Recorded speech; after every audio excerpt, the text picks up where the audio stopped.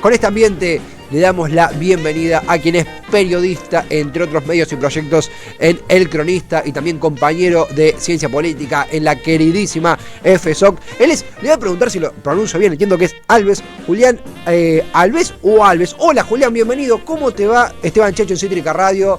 Buen viernes. Hola Esteban, ¿cómo estás?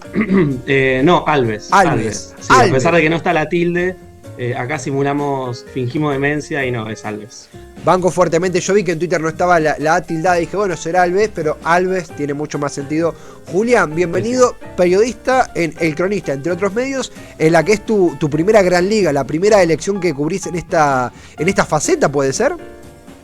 Sí, la de 2019 en realidad la cubría más como estudiante de periodismo, claro. Y después la de 2021 en un medio más propio llamado Política Hoy.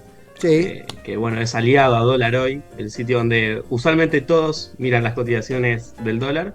Sí. Así que sí, ahí con El Cronista estamos a full con la cobertura. El cierre de Alianza fue una demencia, pero también otras elecciones, ¿no? Digamos que tuvimos un calendario electoral bastante amplio, más que nada en mayo, y ahora se vienen también otras elecciones importantes. Ahora en Chaco, claro. Con el contexto del asesinato de Cecilia, ¿no? Del femicidio de Cecilia, así como la semana próxima también con las elecciones en Córdoba, en Formosa.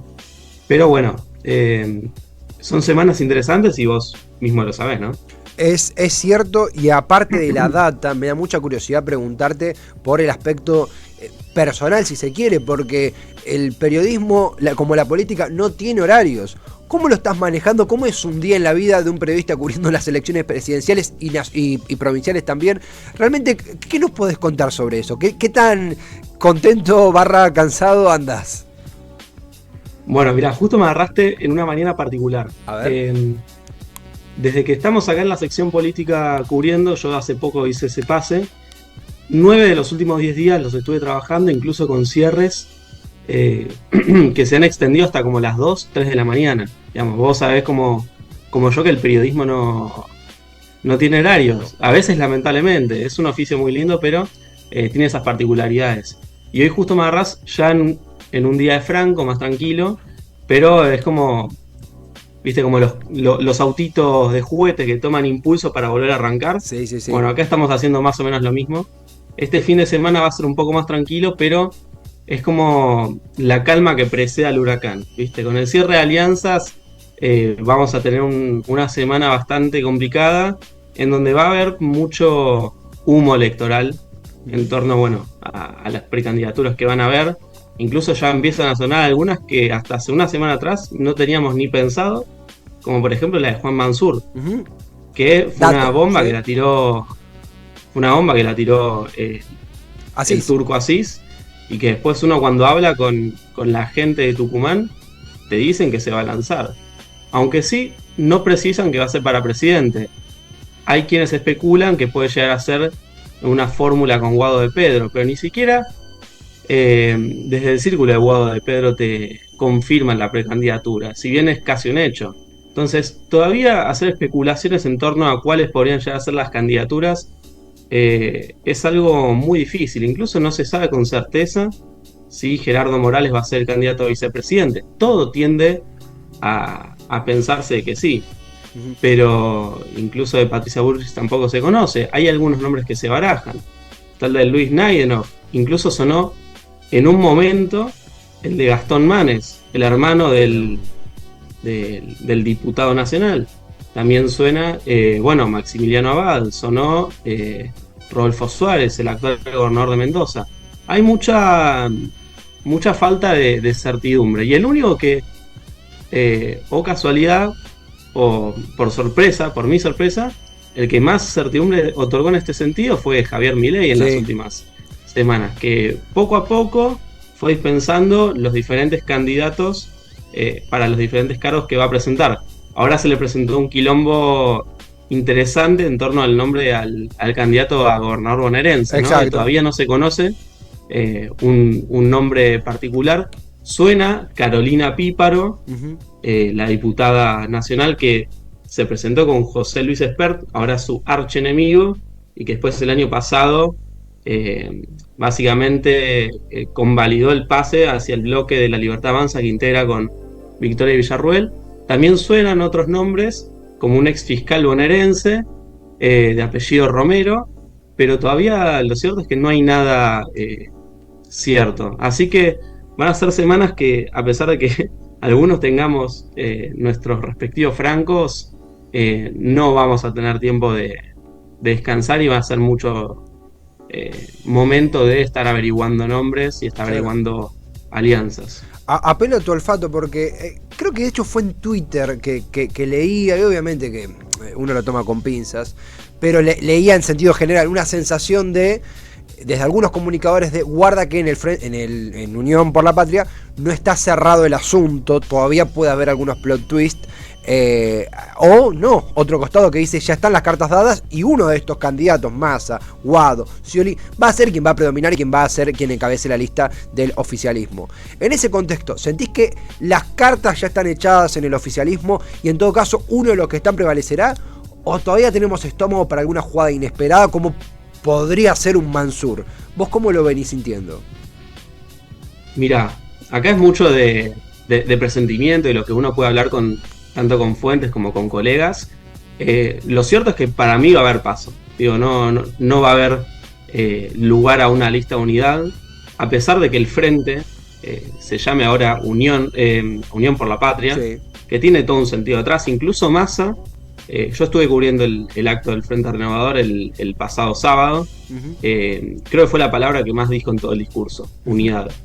Y es la voluntad que tienen, pero Daniel Scioli no se va a bajar. Al menos es lo que uno puede hablar con la gente que ha podido estar dialogando con él, e incluso hablas con sus voceros y te dicen que no se va a bajar. Entonces, uno tiende a pensar que va a ser una PASO, obviamente que requiere 2 personas, pero que no es una locura pensar en 3 personas. Yo no creo que Juan Grabois se vaya a presentar.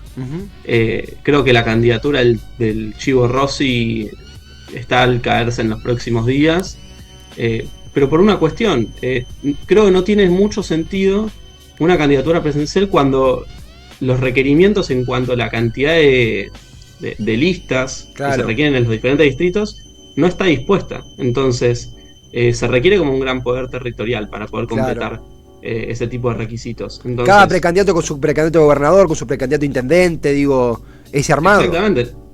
No, incluso, y te hago el ejemplo con Milei porque conozco bien el caso particular.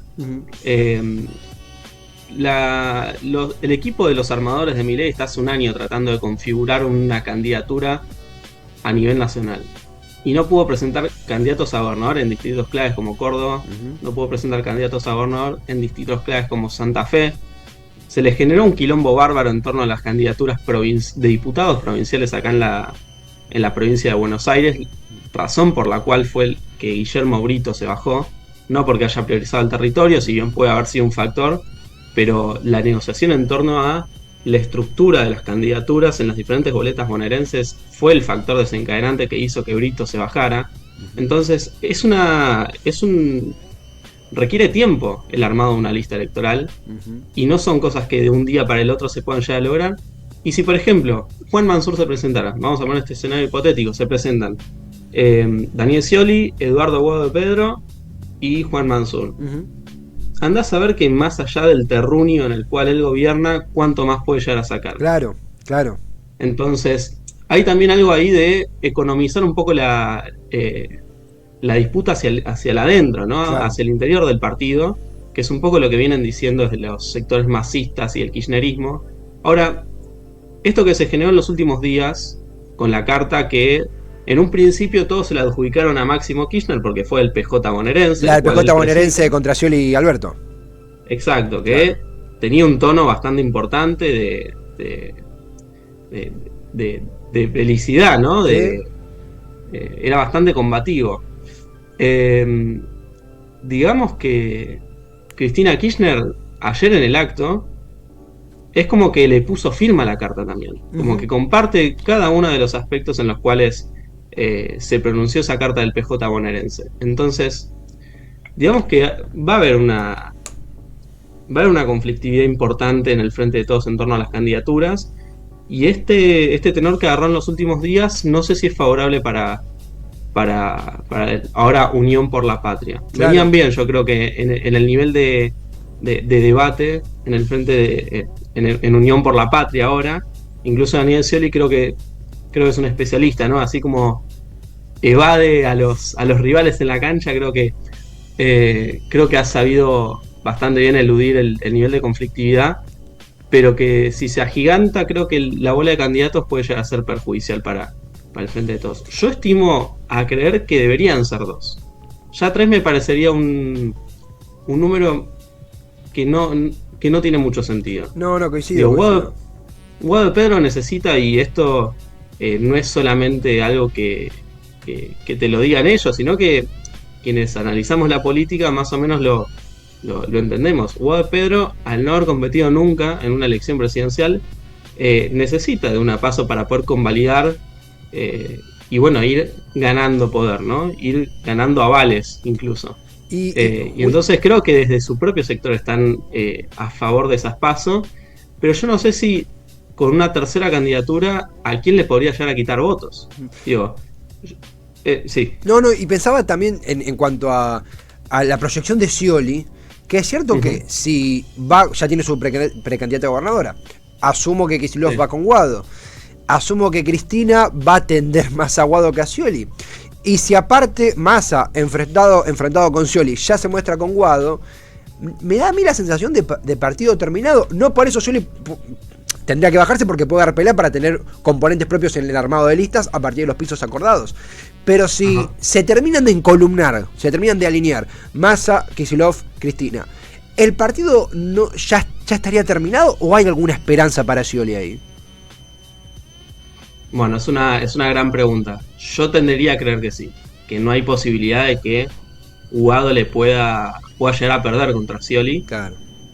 Estuve mirando un par de encuestas y me llegó una muy interesante que se hizo presencial, que vos sabés, como yo, que las encuestas presenciales tienen un mayor margen de representatividad o fiabilidad en cuanto, bueno, el muestreo de los votantes, ¿no? Sí. Y Daniel Scioli, la única esperanza que tiene como para poder capitalizar mayor intención de voto es la provincia de Buenos Aires.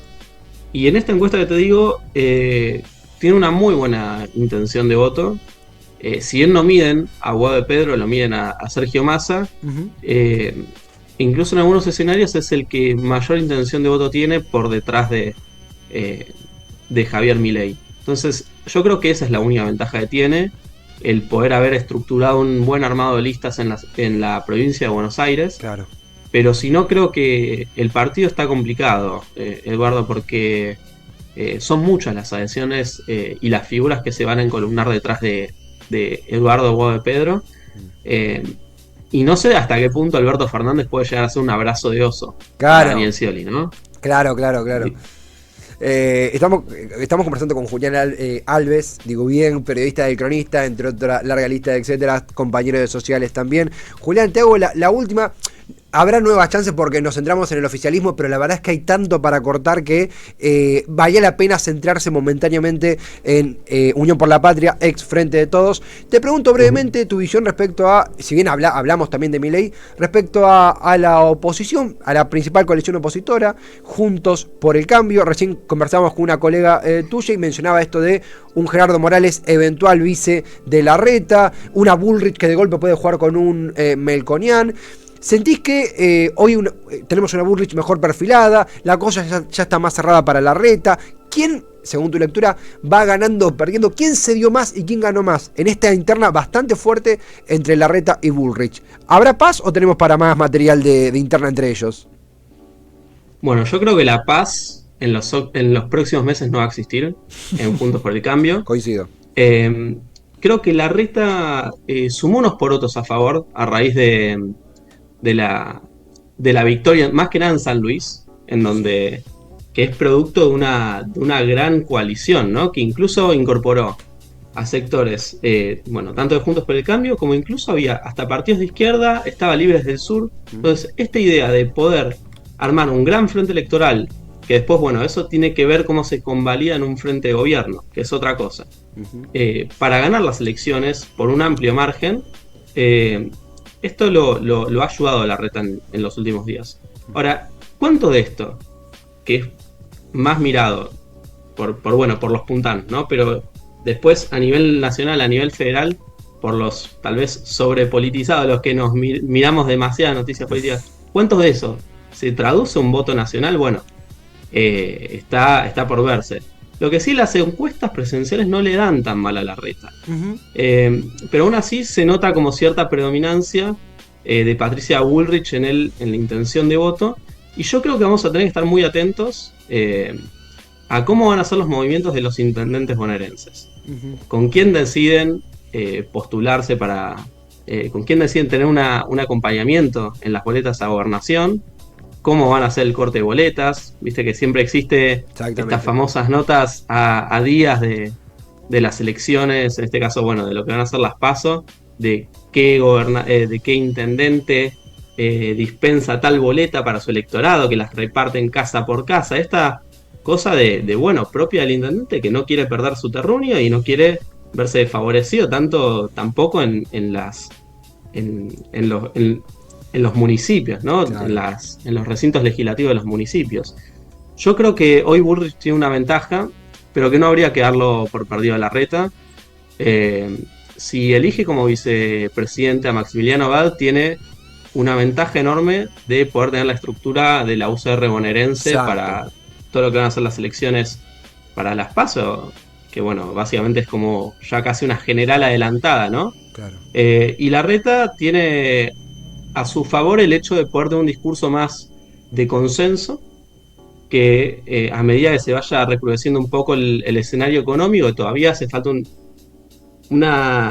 componente clave que no es muy mencionado hoy en día, que es que el 21 y el 22 de junio hay un vencimiento con el Fondo Monetario Internacional y que las negociaciones están bastante trabadas. Entonces, todavía hace falta ver cómo evoluciona el frente económico y también cómo evoluciona el humor social, por todo lo que tiene que ver con el panorama político electoral, que ante un escenario económico difícil pueda llegar a generar mayor malestar. Pero bueno, está por verse. Esas son las dos candidaturas más competitivas. A Bullrich la vemos bien, pero Larreta todavía tiene algunas cartas para mostrarse. Incluso, y esto es lo último que ya te digo, así no molesto más. Jamás. Hay una cláusula, que eso lo publicaron desde los colegas de Letra P, que me pareció muy interesante, que no tenía conocimiento de eso. Sí. Hay una cláusula que mediante 2/3 del órgano electoral de Juntos por el Cambio se pueden incorporar a candidatos extrapartidarios, o sea que no pertenecen a ninguna de los diferentes partidos que se incorporaron a la alianza, en este caso, este miércoles. Ahí Larreta tiene apoyo de ese 2/3 de ese órgano electoral, tiene mucho apoyo de la coalición cívica, que incluso ayer se mostró con Elisa Carrió, y no puede ser descartado la posibilidad de que haya una incorporación de Juan Schiaretti mediante ese mecanismo. Sería una bomba, pero al no poder incorporarlo por la alianza, sí podría hacerlo mediante ese mecanismo como un candidato extrapartidario. Así que por eso, restan 8 días para el cierre de listas y no podemos tener nada descartado, así que se verá cómo llegamos a ese momento. Pueden surgir muchas cosas muy interesantes y vamos a estar muy entretenidos con eso quédate tranquilo. No tengo dudas que así será, Julián. Es la primera vez que charlamos al aire, me pone contento que suceda y espero que se repita. Lo mismo digo. Te volveremos a molestar, pero consultarte antes. Dijimos El Cronista, pero ¿dónde podemos seguirte, a leerte, a escucharte? El chivo que quieras pasar es el momento. Mira, en todas mis redes sociales soy Alves Julián _ Alves con B corta y Z. Sí. No soy Julián Álvarez, ¿qué? Así que ya con que se acuerden eso, genial. Alves Julián _ Ese es mi @ tanto en Instagram como en Twitter. Soy más activo en Twitter, así que si me quieren seguir por ahí, estaremos presentando información. Julián, gracias totales por compartir esta información. Gran forma de cerrar la semana. Queríamos meter un repaso íntegro de lo que fueron días ardientes. Hoy pudimos hacerlo gracias a vos. Un gran abrazo de parte de Cítrica. Hasta la próxima charla, que esto no hizo más que empezar. Dale, muchas gracias y muchas gracias por la invitación, realmente. Placer, abrazo, Julián.